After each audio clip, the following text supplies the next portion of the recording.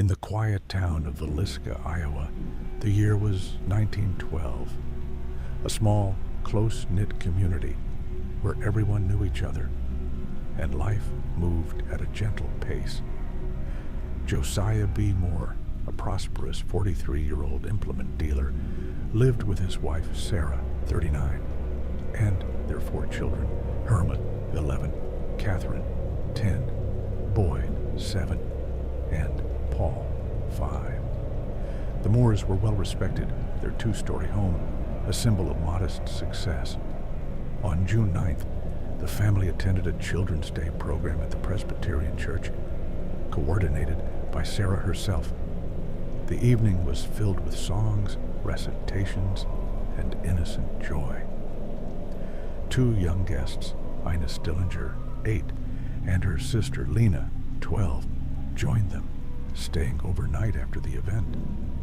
They all walked home under the stars, arriving between 9:45 and 10 p.m., unaware that death lurked in the shadows.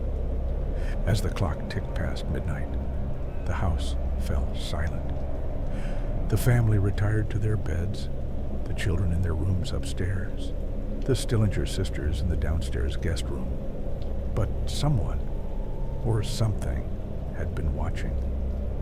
Evidence later suggested the intruder hid in the attic, smoking 2 cigarettes while waiting for the household to sleep.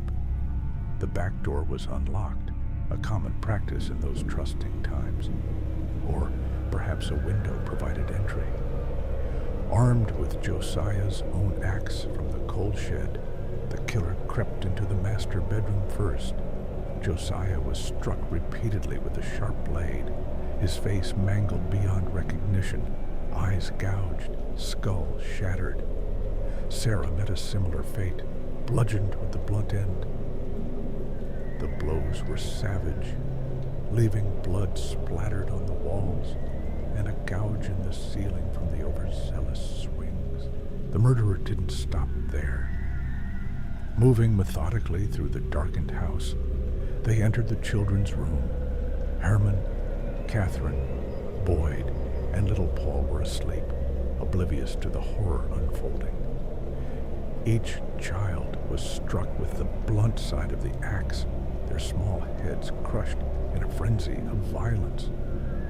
The killer then returned to the master bedroom, delivering even more blows to the already lifeless bodies of Josiah and Sarah, as if driven by an insatiable rage. Downstairs, in the guest room, Ina was killed swiftly, but Lena showed signs of a struggle. A defensive wound on her arm suggested she awoke to the nightmare. Her body was posed grotesquely, her nightgown hiked up, hinting at a darker motive, though no evidence of assault was confirmed. The axe was left leaning against the wall, smeared with blood, next to a slab of bacon from the pantry. An eerie, unexplained detail.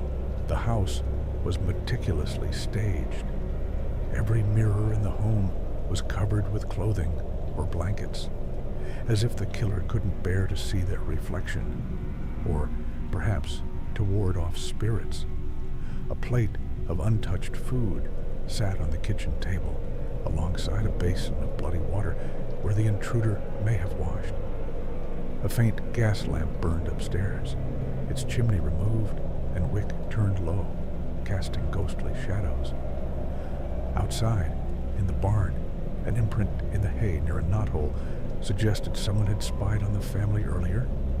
A fragment of a keychain, not belonging to the Moores, lay on the floor, a tantalizing clue. The killer slipped away into the night, leaving behind a scene of unimaginable carnage. By 5 a.m., as the town stirred, the horror remained undiscovered. At 7 a.m., neighbor Mary Peckham noticed the unusual stillness. No chores done, no smoke from the chimney. She knocked, but silence answered. Fetching Josiah's brother Ross, they entered the unlocked home. The air was thick with the metallic scent of blood. Upstairs, the bedrooms were slaughterhouses, beds soaked red, bodies mutilated. Ross staggered out, alerting the town. Word spread like wildfire.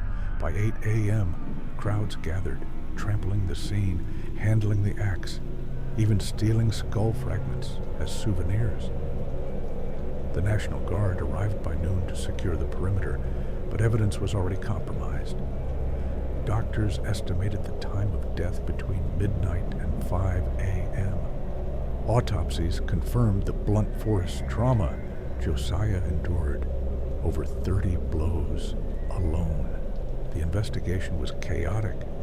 Sheriff Orrin Jackson and others scoured for clues.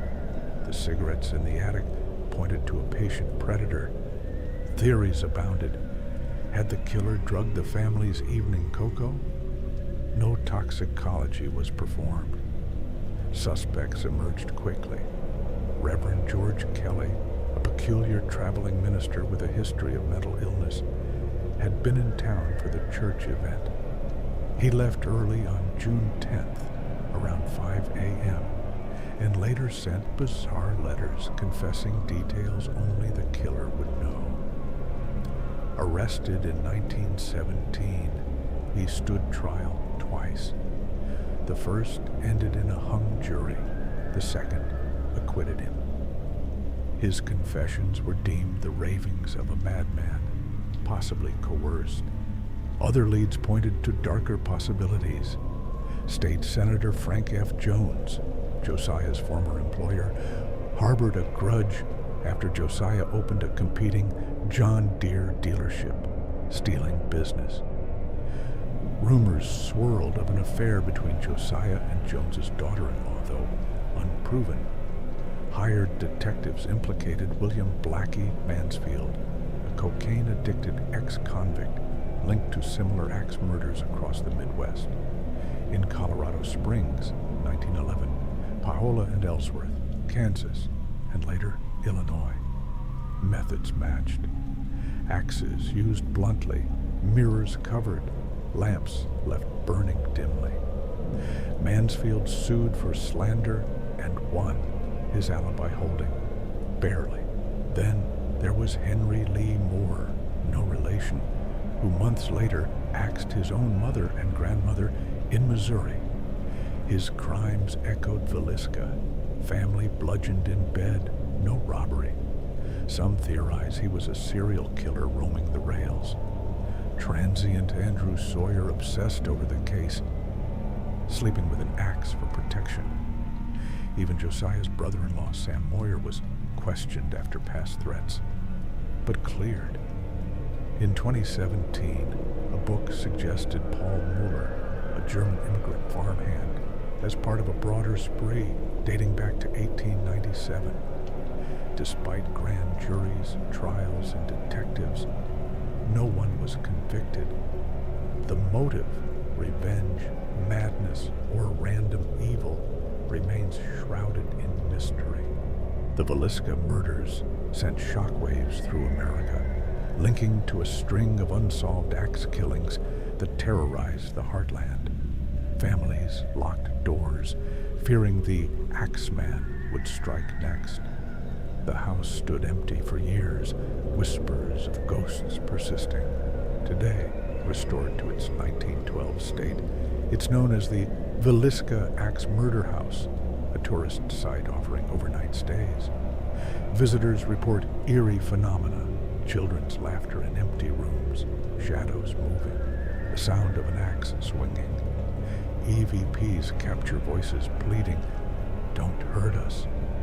Paranormal investigators claim the spirits of the victims linger, trapped in eternal torment, seeking justice that never came. Over a century later, the horror endures. 8 lives, 6 of them innocent children, snuffed out in one brutal night. The killer walked free, vanishing into history's shadows. Villisca reminds us that true evil doesn't need monsters. It hides in the ordinary, waiting for the dark. The axe marks on the ceiling still whisper of that fateful June night, a real-life nightmare that no fiction could match. Word. Count. 1023.